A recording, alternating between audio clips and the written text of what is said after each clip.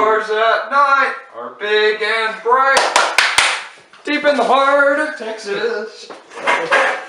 Howdy. This is from the Nosebleeds, where we get more excited about game day than our birthday. Hook 'em. Don't ever say that again. We're going to recap and hate on the Texas Longhorns that obviously Oklahoma beat this weekend, so this is going to be a fun video to talk about. Oklahoma beats Texas 34-27. The score did not show how Oh, definitely. I think that was a solid 3-touchdown win. Yes. It just doesn't show like that. Oh yeah, I think just the Hurts turnovers kind of got him a little bit, and they knocked him a little bit back in the Heisman, but we don't care. It'll be alright. It'll be alright. Yeah, we'll be fine. Oklahoma pants on, Sooner Nation. It'll be okay. Oklahoma records the most sacks in program history in a single game of 9.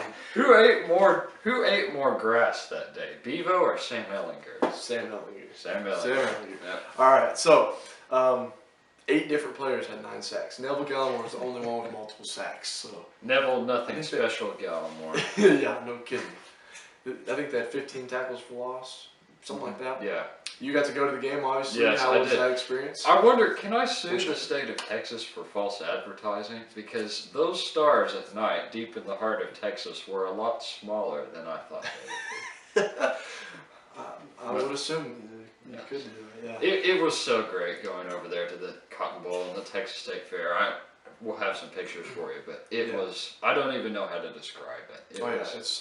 It's the best venue in college football. Oh yeah, no question. I mean, you say that Ohio State Michigan's a great game. It is a great game. Anyone who says that has never been. Yeah, I know. It is. I've never been, and I know that it's just how special it is, and how part of my life it's been, and obviously. I have a new appreciation. Oh yeah, it exceeded my expectations. Awesome. All right. Well, as far as offense goes, since we kind of talked about the defense really doing really good, we'll probably go into that a little bit more in a second. We will. But we'll go into that. as far as offense goes, it was really the Jalen Hurts to CeeDee Lamb show, because all the touchdown passes were to CeeDee Lamb. Yeah, CeeDee Lamb, freak of nature, did ridiculous. You look at the highlights, and there's this picture of one of the touchdowns. And there are 5 Texas guys right around him. One on the ground. Yeah. Yeah, they couldn't tackle him. Oh yeah, I know. Yeah. CeeDee Lamb is now up there on a list with Michael Crabtree as far as Texas Nightmares are concerned. No kidding. CeeDee Lamb lit them up in the Big 12 Championship last year. And this game last year in the Cotton Bowl, he wasn't that much of a factor. No. But in this one, he was this year. Oh yeah, he was a star in this one for sure. Also, here's a fun fact you might not have known. You probably heard if you've listened to the radio, but Jalen Hurts runs for the most yards in Red River Showdown for a quarterback in Red River Showdown history. Wow. I didn't know that. Yeah. I mean, it doesn't surprise me. No, not really. I mean, he ran, let's see, I think 136. 136. Something like that. 131 for 1 touchdown, 17 carries. He also 16 for 28, 235 yards, 3 touchdowns, 1 pick. CeeDee Lamb was 10 receptions for 171 yards, 3 touchdowns. Sam Ellinger on touchdowns, however, he had 1 rushing and 0 passing touchdowns for only 210 yards. He had just as many passing touchdowns as Bevo did. That's tough. Oklahoma never trailed. Their only time they've ever trailed all year long in all 6 games they've played was against Kansas in the first quarter when they had that sluggish start last week. So very, very impressive for Oklahoma.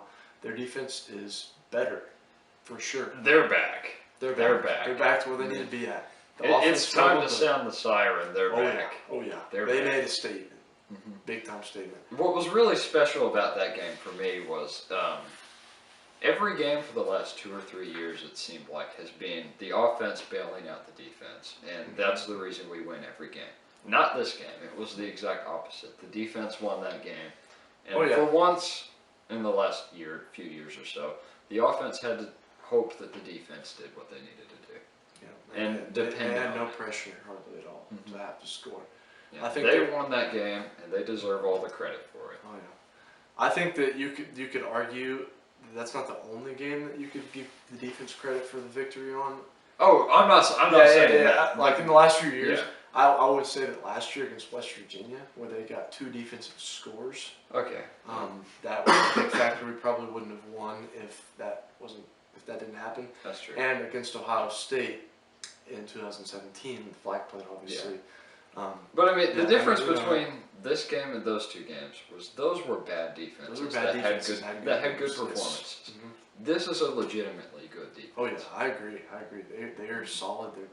They're back where they need to be at as far as Oklahoma defense goes. They've exceeded my expectations. Kenneth Murray is a monster. Yeah. Kenneth Murray. Every play, he's near the ball. Oh yeah, and the great coverage on field. We haven't really been sold on Buki yet. I'm not really quite sold, but I could see how physical he was in this game, and he played. He stepped up. He stepped up. Oh yeah, a lot of them stepped up. I was and very one-on-one matchups and open field tackling and things that you just automatically assumed we were going to lose. Yeah, I know, no kidding. We're actually doing it now and winning those battles, and it's I don't know how to describe it. Watching the Sooners this year, you watch a play or a little screen pass, and they make that tackle. I'm like, oh hey, it's good, they're down. Last year, that would have been like a 70 or 80-yard gain or a touchdown for the other team. We made the backup quarterbacks look like first-round picks. Yeah. So I mean, like now they're just solid. This is how football is supposed to be played. Yeah, I mean, and with that Lincoln Riley photographic memory offense that he's got, we're solid. We're gonna be good. He's got a photographic memory, by the way, if you didn't know that. According to his high school guidance counselor. Mm-hmm. Yep. And Muleshoe, Texas. We sound like stalkers saying that. It was on the radio. Yeah. Oh yeah. I heard. Was that on 97 or 98.1? That was 98.1. Okay. I mean, it may have been on both, but yeah, I heard it on 98.1. Oh, yeah. Very, very happy with this win. I think that they're just going to continue to move forward. Lincoln says that this isn't going to be their best game. I mean, it's easier said than done, obviously, but I think that their mindset going into it is just great. It's fantastic, and they might have a little bit of a slump against West Virginia. You never know, that always can happen. I expect them to. But hey, they're good. They're good as anybody in the country, I think. So I think they're better than LSU and Alabama's defenses. As far as performance so far. Yeah. Oh yeah. Gave up less to Texas than LSU did. Yes. So I mean, better defensive performance. Alabama gave up what, 28 to A&M. They gave up 34 to Ole Miss. Yeah. I mean, those are all late and probably didn't matter as much, but. No, I'm getting their defense is beat up too. I'm getting that confused. No, 31 to Ole Miss. 31 to Ole Miss. I'm thinking of LSU, who gave up 34 to Vanderbilt. Yeah, Vanderbilt. Yeah. Yeah, I think legitimately Oklahoma's defense so far is just better. I mean, they're so much better. You still got a lot to learn. We still got 6 scheduled games left, but hey, we're bowl eligible already. 6-0 for the first time since 2011. We could just stop playing football and go to the Cheez-It Bowl. Yep. I hope we don't. No, I mean, they won't do that. No. All right, well, Boomer Sooner, we hate Texas. Yeah, Boomer Sooner. That's all we got for you. So we're gonna unhitch your wagons, put ponies in the barns from the nosebleeds. Signing off.